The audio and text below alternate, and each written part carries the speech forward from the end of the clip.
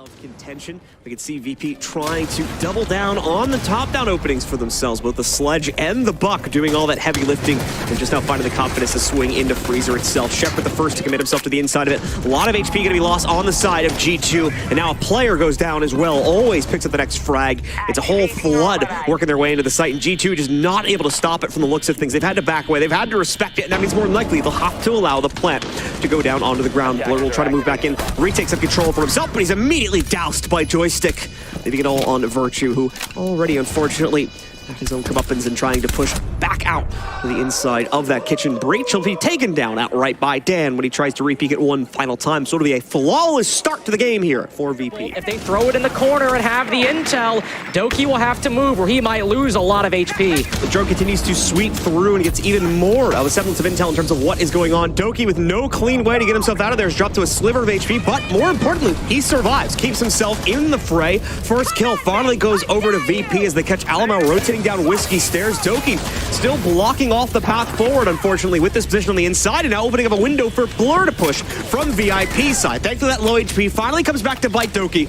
The Shepard gets the whack, knock the legs out of the way, and open up the pathway for more damage. Always immediately domino effects onto that one with another pickup onto Blur. Leaves it just on Virtue now for what is essentially going to be a 1v3 for him due to Benja already being down in an irretrievable position closer to the main site re-entry point. In fact, all three, it looks like, now playing onto those top-down positions as well. They've been able to fall completely back, re-rotate themselves up through the white stairs.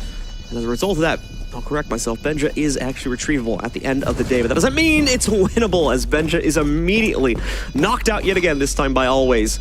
Virtue now alone here inside of the 1v3, trying to play it out, but the time is already up, unfortunately. Even if he was able to work himself back onto that one, he was unfortunately too late to the party, and VP was going to win it anyway. Setup that you just saw a moment ago. Shepard surely not going to be the first one to drop.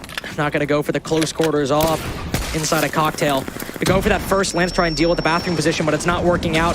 Late flank by Dan. Well, he's not long for this world either. It's all G2 all day in round 3. The first defense goes their way in cocktail. Expending VP's utility. Always nades are gone, and they're just going for these gunfights now. The Yana clone debate, but it only gets one kill. Excellent C4 below from Alamau. Benja also now moving down these white stairs. This is Zofia watching close by, but he'll make it past. And yet G2 remain. Blur holding bathroom, and now with Joystick down, if Blur gets this kill, this round's pretty much done. Immediate stop on the momentum there with that counter to the initial pick from VP here. Time starting to get very low, and VP still have not made any serious progress on map control due to Blur continuing to maintain this position on the inside of the bathroom. Doki strikes again, as does Blur, and now this should be a pretty easy second pickup for Blur, and there we go. Nicely done. Hook, line, and sinker as VP walk right into the setup. All gonna be focused on the Freezer side once again. 30 seconds to go, so that Gambit to bring the Kapkan in here and hopefully trip up a few members of VP is now going to come into huge effect as they drop themselves down into the site and try to play it out. Here comes the push forward here. First door is not going to capture anyone as they don't have any on that position here. You can see as well, the Echo Drone going to get spotted back out. It has stopped the initial plant attempt, but now look at this. Salamau leaps back in, drops the case into a possibly irretrievable position. You still have players from G2 trying to get in the way of this execute as well, but kills going all over the place. Still in the favor of VP, but time no longer the case, and now Virtue ties it up and runs us out of time as G2 on their third attempt finally lock in a victory downstairs on the first floor hold. 30 seconds to go here. VP have gone completely quiet, hoping for an overpeak on G2. They're not going to give it to you. They're way too restrained at this point of a team to do that. Oh, a missed opportunity, though, for the members of G2, but they are going to be able to get it back.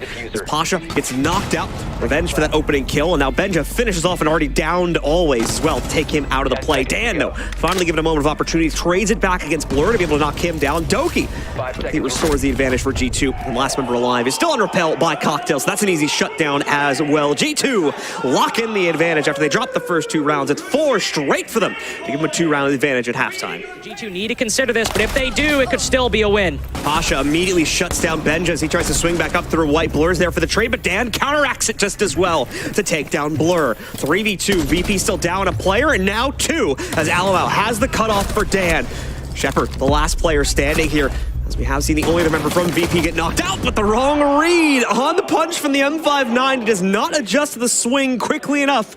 So G2 still lock it in here. They're up to 5, 2 more to go, and they themselves will lock in playoff contention. Well, VP need to find a way to hop out and get involved here.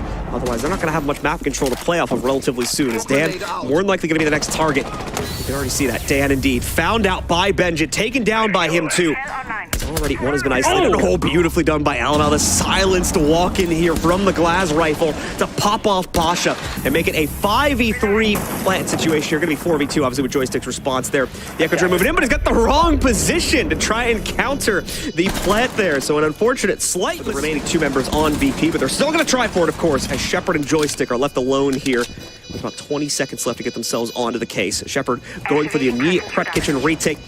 Taking any chances with the top rotate, and they completely misread that Virtue is already up here on the inside of the fireplace as well. He gets the immediate shutdown against Joystick.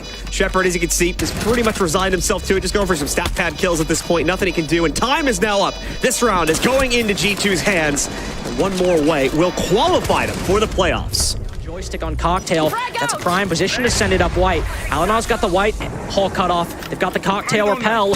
Joystick and Always in a difficult spot. Spray coming in from Always here at Pixel. He gets challenged quite heavily. Now the other angle coming in as well. Almal is just stolen away. Third floor control, and Joystick not aware of the comms. He's continuing to carve his way through it. Another kill now picked up by Almal against Pasha as well. Already bringing it down to the 5v2. Finally missteps here as he overpeaks on white by just a pixel, giving an opportunity over to Dan. Wow. Shepard as well off the yellow ping. Gets an M590 pump through the floor to knock out Blur. The site.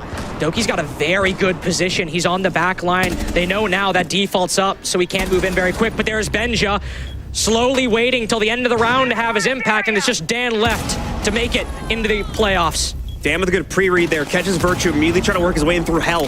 The other 2 still evading him. He knows where 1 is. Does he have the read for the second? There's number 1, the triple kill on the round, and the 1v3 clutch, very possible now, but extra damage snuck off by Doki instead. Playoff contentions for Doki. You can tell the pressure is gonna be in play for him.